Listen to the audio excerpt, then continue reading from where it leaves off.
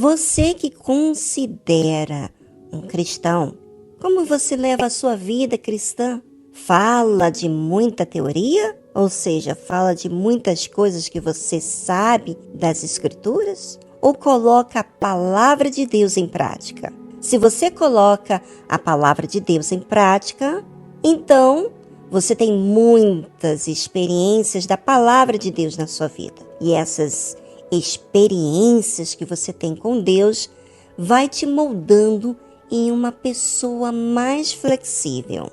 Mas, se você não tem experiências com a palavra de Deus, então você vira um religioso com muita informação, mas com quase nada de convívio com Deus. Pois são as experiências que nos faz ter relacionamento verdadeiro com Deus. Vou contar uma situação que aconteceu na época de Jesus.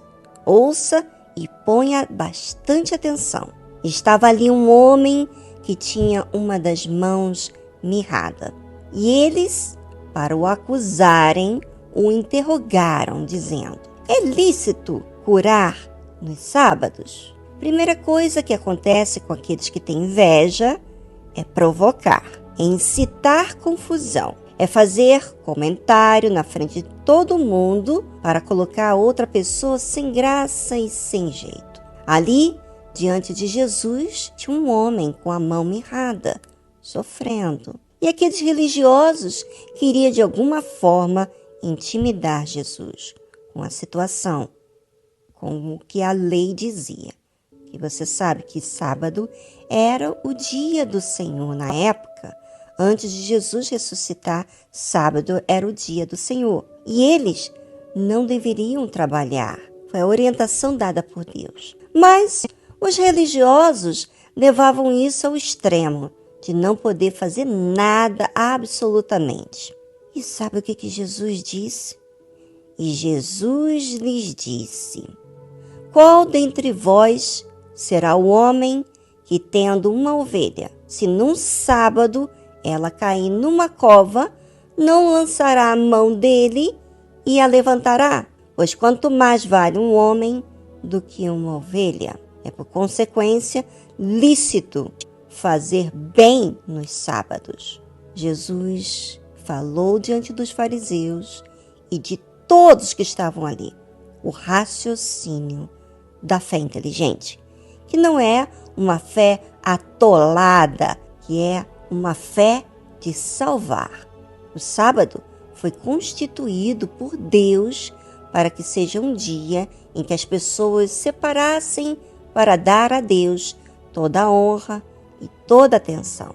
Mas os religiosos foram colocando outras regras adicionadas ao que Deus disse, que não podia nem curar em um sábado. E Jesus, com muita paciência, vou dizer, os leva a pensar, falando do caso de uma ovelha quando cai em um buraco.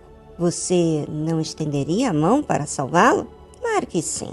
Muito mais é o homem, que é a imagem e semelhança de Deus, do que a ovelha. E Jesus continua dizendo: e por consequência, lícito fazer bem nos sábados. Você, ouvinte, como cristão, tem feito o que é bom, justo, porque o que é bom e justo é uma fé inteligente, que raciocina, pesa de acordo com a vontade de Deus ou com a palavra de Deus. Às vezes, as coisas simples complicamos tanto por falta de uma fé inteligente.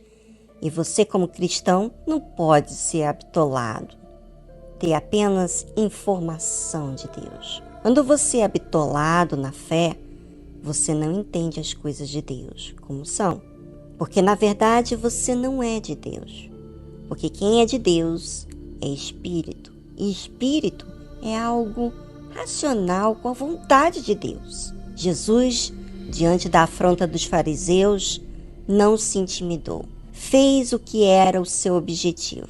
Ele veio para salvar. Ele veio para libertar as pessoas das garras do diabo. E aquele homem que estava ali era uma afronta não fazer nada.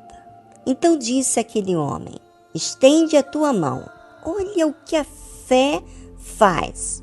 O pedaço de Deus em nós não se intimida para aquilo que Deus quer que seja feito, mesmo que isso implique problema para si. Aquele homem da mão ressequida também teria que ter fé, de obedecer Jesus e contrariar aqueles religiosos que eram juízes naquela época. Quando Jesus disse para o homem da mão ressequida estender a mão, ele teria que assumir a sua vontade de ser curado e não ter medo. E ele a estendeu e ficou sã como a outra.